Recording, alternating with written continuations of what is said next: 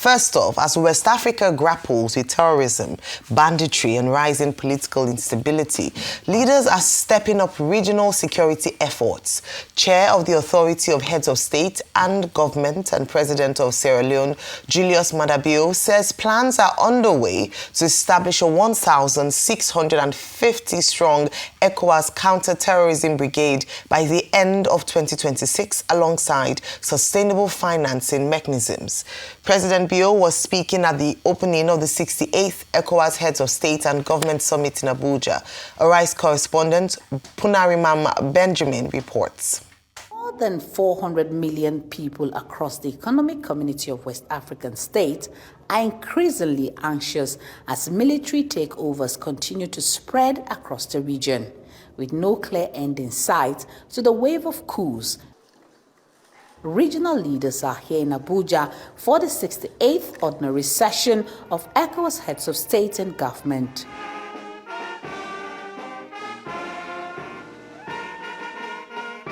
Escalating insecurity, terrorism, and unconstitutional changes of government dominate discussions at the summit as leaders seek collective solutions to restore stability and democratic governance. The instability in Guinea-Bissau and the attempted coup d'etat in Benin remind us that democracy requires constant vigilance and principled action. On behalf of this authority, I strongly condemn the unconstitutional change of government in Guinea-Bissau and the attempt to subvert the constitutional order in Benin. The authority is also examining the root causes of insecurity and political instability with calls for stronger cooperation, sustainable funding for regional security initiatives, and deeper economic integration. For the Republic of Guinea-Bissau, ECOWAS renews its total rejection of unconstitutional change of government and calls for an inclusive government that will reflect the political landscape as well as the society of Guinea-Bissau. And that is a point which is extremely important because you have some political actors who are out of the game, and ECOWAS insists that each and everyone be given the right to participate in the process of restoring the country to constitutional order. Nigeria's vice president reaffirms the country's commitment to ECOWAS principles, stressing the importance of unity and collaboration in safeguarding the region's future. Terrorism, violent extremism, unconstitutional changes of government, transnational organized crime, arms proliferation, cyber insecurity, climate shocks, food insecurity, and irregular migration recognize no borders. No single member state, regardless of size or strength, can achieve enduring stability in isolation.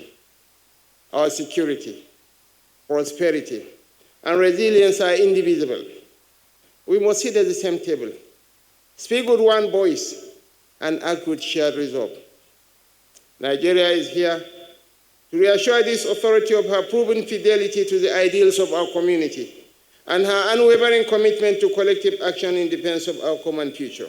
Building strong institutions is the key, making sure that laws are respected, constitution is respected. We also ensure that, elections, things that lead up to elections, allowing opposition to run, allowing political parties to be available as choice, and importantly also to ensure that the process is carried on fairly. ECOWAS is now walking on an eggshell as these troubling coups are bedeviling the region. Experts say if decisive actions are not taken to protect democracy, this trend will continue to push the continent backward. Punarimam Benjamin, Arise News. In other news, Chabi Yayi, son of former Beninese president and current opposition figure Thomas Boni Yayi, has been arrested early Sunday at his home, according to several of his relatives. No reason was given for the arrest, which comes a week after the foiled coup attempt there. Associates say no one is sure of what Chabi Yayi has been accused of. Several arrests have taken place since the December 7 unconstitutional regime change attempt. They include alleged participants, the former Minister of Defense and key opposition figure candidate Azanani. Benin has also issued an international arrest warrant against Pan-Africanist and anti-Western influencer Kemi Seba. Coming home to Nigeria, Taraba State Governor Agbu Kefas has officially registered as a member of the governing All Progressives Congress in the state. Receiving his membership card from his ward chairman in Wukari local government area of the state, the governor assured residents of transforming the state and ensuring inclusive governance. He says a new date would be announced for his ceremonial defection to the party. The governor's earlier defection plan to the APC was postponed due to the abduction of students from Kebbi State. All programs have been set for our movement to APC on the 19th of November. But in solidarity with national issues, especially the abduction of school children in Kebbi and other places, we decided to suspend it for the future. However, this is one of the processes that we need to embark on. Even if we have done the ceremony, we will still do this. While we await a new date for the ceremony, it is expedient and necessary that we do the registration, fully the party, to be able to give us the full identity that we deserve so that we can take charge and put the party straight for leadership in the state. He has delegated us to come on his behalf, on behalf of the party, generally, to come and register you. We are here with the ward chairman of Hospital Ward, with the local government chairman of Okari local government APC, and the zonal chairman Taraba State, Southern Zone Taraba State, and then the deputy. Moving on, a private jet operated by Flybird has crash-landed at Malam Aminu Kano International Airport in the early hours of Sunday. The aircraft, which was flying from Abuja, landed at about 9:30 a.m. with 11 people on board, including 3 crew members. Passengers were evacuated quickly and safely, and no deaths were reported. In a statement, the Director of Public Affairs and Family Assistance at the Nigerian Safety Investigation Bureau, Bimbo Oladeji, said an investigation has commenced and confirmed that all those on board are safe. The aircraft's nose gear collapsed during landing after it departed Nnamdi Azikiwe International Airport, Abuja, for Kano. Now in education, the Federal Ministry of Education has announced a ban on the admission and transfer of students into senior secondary school, SS3, in all public and private secondary schools in Nigeria, effective from the 2026-27 academic session. A statement released by the ministry cites growing concerns over examination malpractice, including the use of special centers, which undermines the integrity and credibility of the education system. School proprietors, principals, and administrators are directed to comply fully with the policy with sanctions for non-compliance. The policy aims to prevent students from moving to different schools for examination-related advantages. The ban seeks to ensure proper academic monitoring and continuity in teaching and learning. Now, the Minister of the Federal Capital Territory, Wike, says he has no regrets about openly supporting President Bola Tinubu since 2022, insisting his stance has remained consistent before, during, and after the 2023 presidential election. This was said at a special event to mark his 58th birthday at his Abuja residence over the weekend, where Wike said his political decisions are guided by character, integrity, and a commitment to equity, fairness and justice. He adds that criticisms have never distracted him from his convictions. The former Rivers State governor recalled that he was the only prominent figure from the main opposition party to openly back President Tinubu ahead of the 2023 polls, a decision he said was also guided by the principle of power rotation to the south. As far as presidential election is concerned, it must go to the south. The other one, local election, will solve our problem. Today, everybody say, oh, we are supporting Tinubu.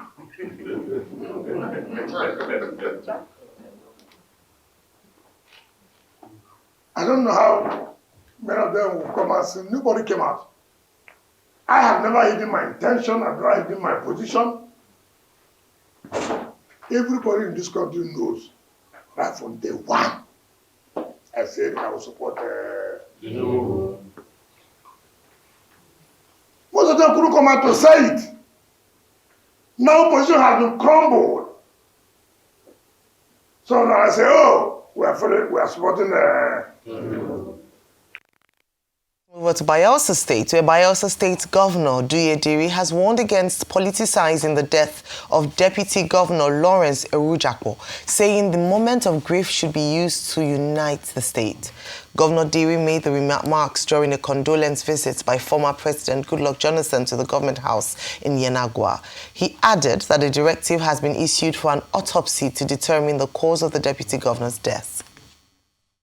Followed a previous one by the government. It's a sad moment for all of us. Nobody has anything negative to say about Lawrence. I was also a deputy governor here, but I think he worked harder than me. Yes, I used to stay here in the office till sometimes 9 o'clock too, but I used to also rest a little. He appears not to rest at all. And it's been a lesson to all of us. We come to pay this condolence on you, the government, and indeed our people, the people of Bayelsa State. And we pray that the state don't experience this kind of ugly incident again. It is really unbelievable that the deputy governor that I worked with, that I called as my friend and my brother, that I called a workaholic and resourceful deputy governor, is no more. In Ijaw land, there is no enmity in death. Let nobody politicize the death of our dearly beloved deputy governor. If anybody loves him, this is the time to show it.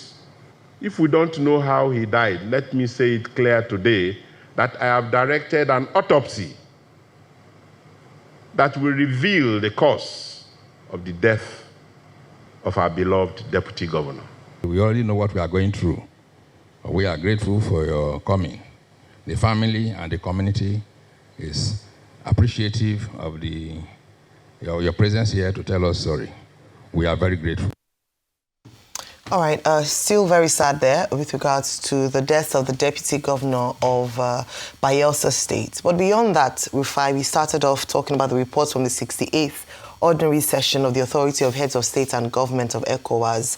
We also looked at the updates in Benin Republic, the Education Ministry's directive on moving students to SS3. We also looked at the defection of the Taraba State Governor. There was already news in November, but based on the Kebbi State abductions, he had postponed his ceremony. And of course, amongst other news this morning, your take on the stories.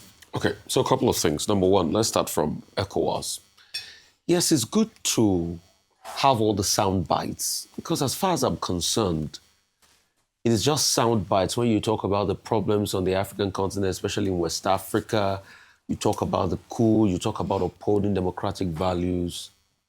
It's just sound bites when you do not have mechanisms to keep leaders in check, or when you do not say things when the leaders are going astray. I mean, look at Guinea and Alpha Conde. We knew how Guinea was slipping into a slippery slope with Alpha Conde. I don't support the coup, but see what transpired. Look at Talon. Anyway, some people have said that Talon will now use this to purge the same enemies he had always purged before. The likes of Boniyayi. I'm sure probably that's why he went after Shabi, Boniyayi's son. Because after the coup, Boniyayi did, stand in solidarity with him. But the argument against Talon is that he had always looked for ways to suppress the opposition. And that's why for people that are jubilating that everybody is moving to the APC in this country, let's be careful. Because that was what Talon did all through. Made laws, suppressed the opposition, made new electoral laws, formed new senates, where most of it will be led by former heads of states to still have power, put in his own successor, Maidinga, the finance minister. So when you have leaders that think everything is about them, then definitely it's going to be a recipe for disaster. Look at Mali. Look at Assimi Goïta that has now taken over now. Look at all of these countries. So ECOWAS can make all the right optics or the right words or the right sound bites. Can ECOWAS also put in place something that will check leaders that are going astray? I fear for the future of a country like Côte d'Ivoire after Ouattara. Because Ouattara has taken us back to the days where one man reigned supreme. He has taken us back to the days of Houphouët-Boigny. It was only death that could probably take Houphouët-Boigny out of power when he died on the 7th of December 1993. So any other person that comes in there now will be anti-democratic in nature just to be able to hold power. So it's a time bomb. And that's why we must also talk to the leaders directly. ECOWAS must have a mechanism at which they call out the leaders openly. If we do not do that, we'll keep having a recurrence of things like this. For the APC leaders that are going, I wish them a lot of good luck. For the leaders like Kefas and the likes, like we say, it's all political stability they are looking for. And for Minister Wike, happy birthday to him. But I also think there is storm ahead. Because with Fubara going to the APC now, I think he had played him in the game of chess. And when you look at it, who will President Tinubu want to do a deal with? A minister or an incumbent governor that is in the APC? When you stretch the conversation, they will say, Wike is not in the APC, he's a member of the PDP. So, APC now has the lawmakers and Fubara, even if the lawmakers that are loyal to Wike are disgruntled. But loyalties can easily switch. And I'm sure Wike should remember that. And that's why people were telling him, you will have just stuck with your own political party because things did not favor you, rather than go to support somebody you don't know too well about. Because I heard him say, he supported President Tinubu because he believed in power coming to the South. No. If the same Wike was made running mate to Atiku Abubakar, he would not talk about Southern presidency. We know how much he really wanted to be running mate. When he couldn't get... And you see, that's why when politicians come out and say, I'm dealing for the people ideology, they don't have ideologies about themselves. When Wike couldn't get the presidential slots in the PDP, his next effort was to be running mate to Atiku Abubakar. It was because that didn't pan out. That's why he now said, okay, I've got nothing to lose. A lot of the things Wike is saying today, if he was running mate to Atiku Abubakar, he will not say them. But now we can see a game that has been played against him now. Who will President Tinubu work with in the state? Is it a Fubara and the State House of Assembly that are already in the APC, or a Wike that is now fringe as far as I'm concerned? So these are things we should look at tactically. And our commensurations to the Bayelsa state once again, and we hope that they don't turn this into a political matter. They say an autopsy is going to be done. Yeah. We cannot, negate the fact that the deputy governor was a real hard worker, was a man that believed so much in his own convictions, and he will be closely remembered for that. Real quickly, just a quick comment. I don't think the outright ban by the Education Ministry as regards people going to another school to be able to take terminal exams is the solutions to special centers. The question is, how can we crack that vestiges of special centers that run in our society? All right. How is it that some are more equal than some? I think that's the real conversation we should have. All right, more questions there, Dr. Okay, Bati. there are 8 topics in the headline window. If possible, I would like to take all the 8. But let's see what we can take. Now, let me start with the school start SS1, SS2 thing. The federal government has now given a directive through the Ministry of Education to say that you cannot switch schools when you are in SS3. And they say this is to ensure the integrity and credibility of examinations. What has been observed is that when people switch schools at SS3, this contributes to examination malpractice. Now, there are centers that they call special centers, or they call them miracle centers. Miracle centers are those centers where when the final exam at the secondary school level is coming, either in a public school or a private school, you just switch. And you know that in those miracle centers, those special centers, you can get better grades. Now the federal government is saying you cannot do that anymore. However, the questions that arise are as follows. What if a student perhaps fails in one school and he needs to go and resit an exam, the SS3 exam, the final WASC exam in another school? Will you say that this policy will apply? Now, 2, what if the parents of the particular student in question get transferred to another state of the federation and there is need for a change of school at SS3 and that student still needs to write the exam, either privately or within the public scheme? So I don't think that enough thought has been given to this to make exceptions and to say, well, perhaps this category of students can switch schools at SS3. And then, of course, there's a third category, students who fail the SS3 exam and they need to retake. Now, what they do is they go look for a school that can accommodate them for them to retake the exam. If you now say they cannot join at SS3, is government now saying they have to go back to SS2, when all they need to do is to just pass the exam? So there is still a lot of gray areas involved in this regard, which leads to the next point, namely that what government needs to do is to address the cause of examination malpractice. Why is there examination malpractice? Is it because papers leak? Where do the papers leak from? Is it because of failure of supervision? Is it because of collusion between the schools and the students and parents who have also been fingered, identified, either at the level of JAMB or secondary school level as people who collude with other elements to make sure that their students cheat? And then why are we complaining about students cheating? Why are we complaining about students moving from school to school? After all, our politicians are always going from one political party to the other. So if a politician can go from APC to ADC or go from PDP to ADC, so why can't the students themselves go from one secondary school to the other where they think that they will achieve the objective of passing the SS3 exam? So the children and their parents are simply following the kind of failure of leadership that we have seen in Nigeria. That's the other point in that regard.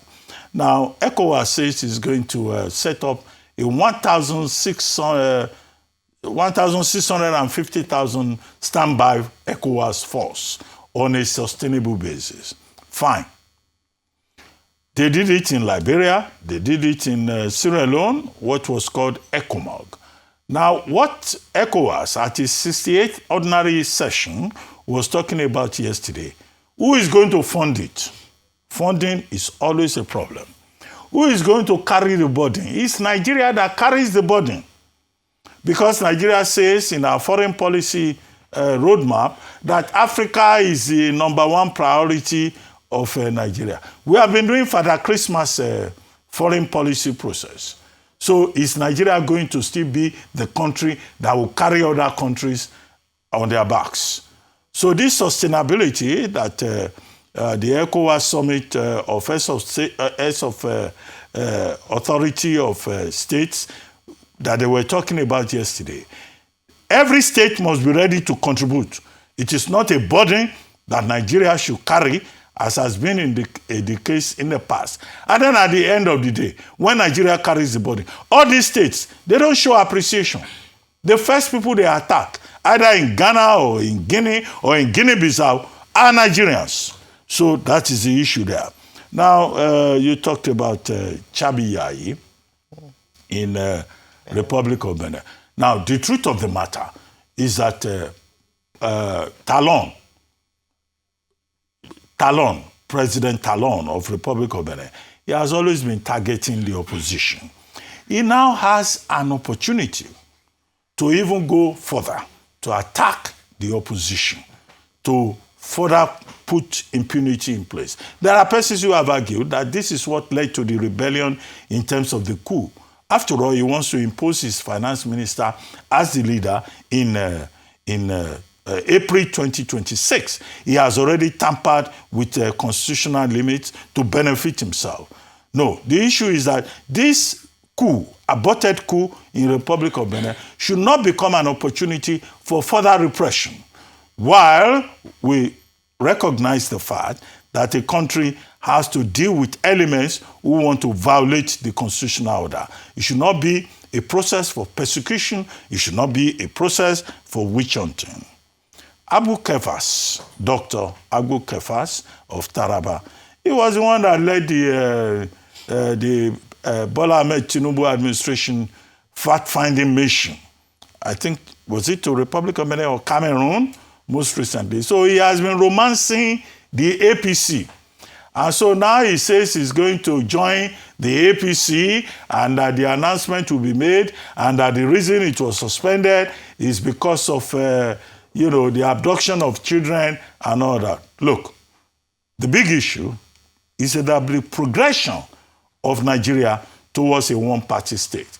After Governor Abu Kefas of Taraba, maybe other governors will join. So at the end of the day, you have, an imaginary or an imagined or a fait accompli one-party state. But I keep making the point that the Tinubu administration, the APC government, should learn from history. In the First Republic, there was this attempt to, cancel inclusivity and impose a one-party state on Nigeria. We know how it ended up in 1964 in the Western region.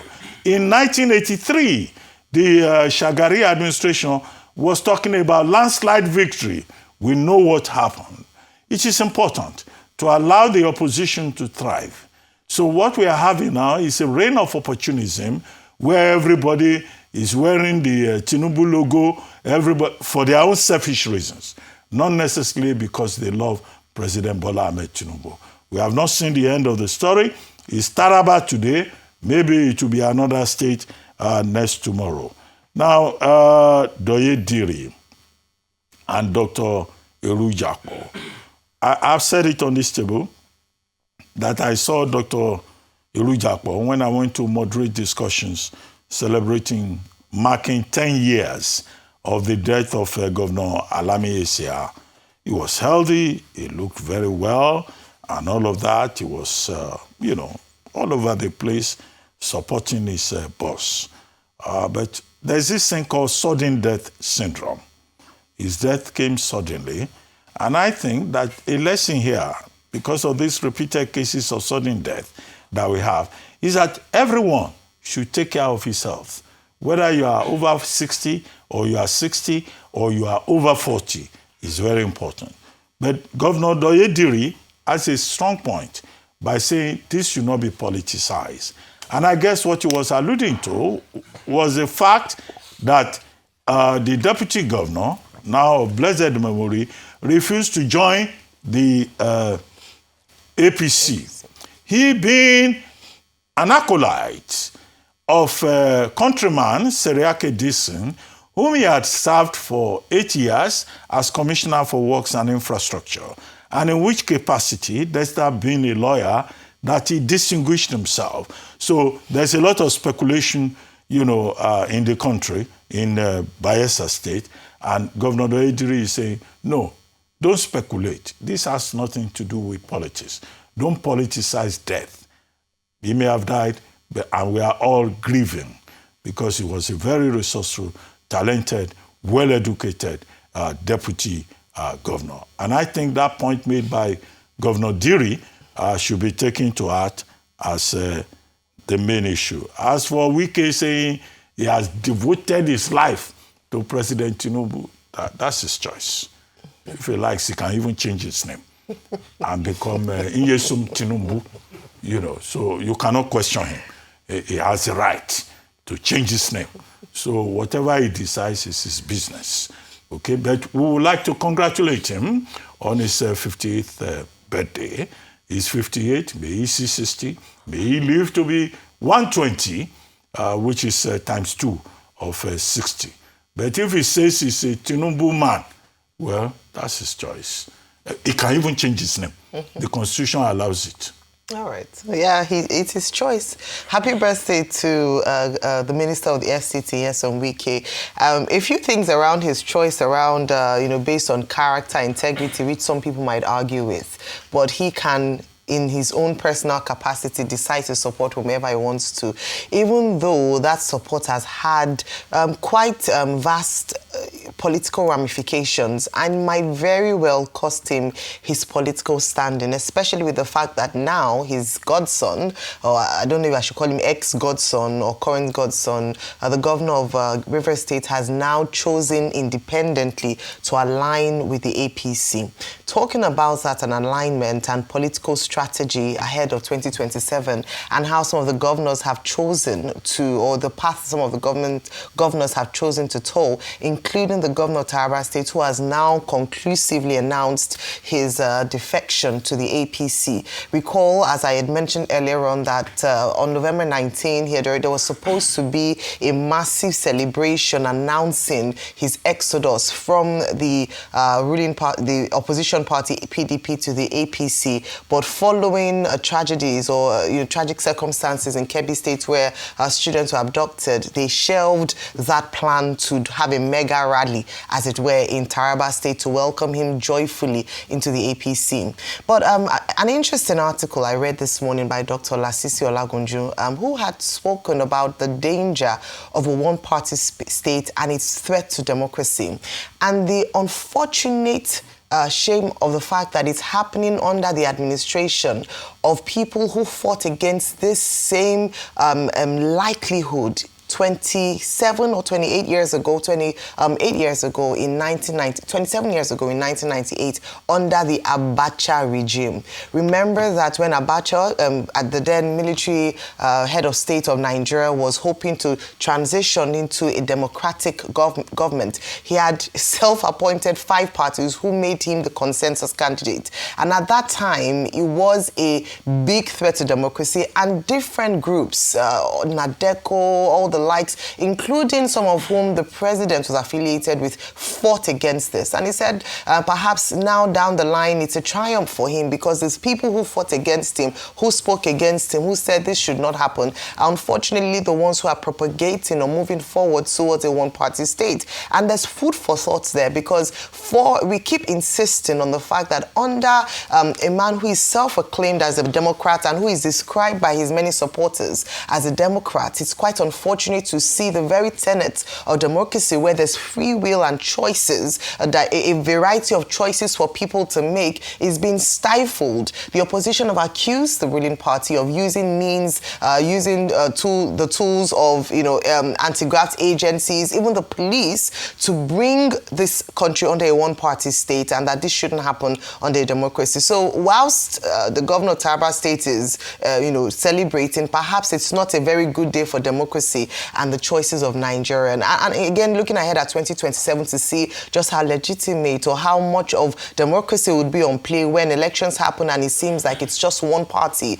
based on, politicians betraying the trust of the people by just following one path because of, the political future. I thought that was a very interesting read and just breaks down the danger of a one-party state.